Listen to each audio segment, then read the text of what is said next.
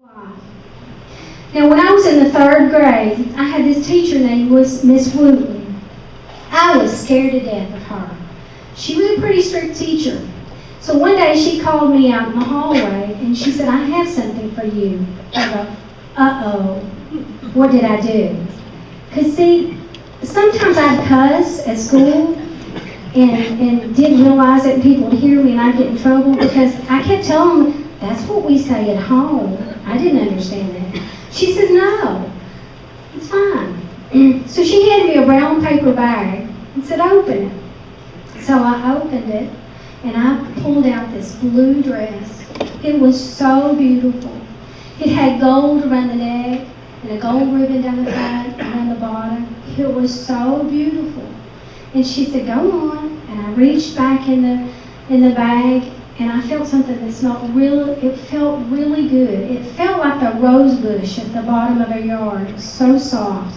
And I pulled it out and it was a red velvet dress. And I was just stunned. It had rhinestones in front. It was so beautiful. And she said, "Take it home. It'll be our little secret." So I got on the school bus on the way home with my brown bag, with my prized possessions. And I started getting a little afraid. I started kind of getting sick at my stomach. Because see, I didn't know if my dad would let me keep them. I was afraid that he might burn them, that he would cut them up in little pieces, or he may keep them and not let me wear them.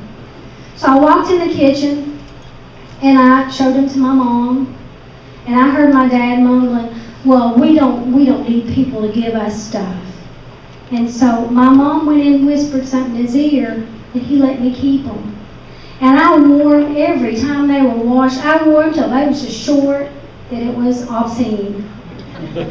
But that was the first time I realized that I was poor.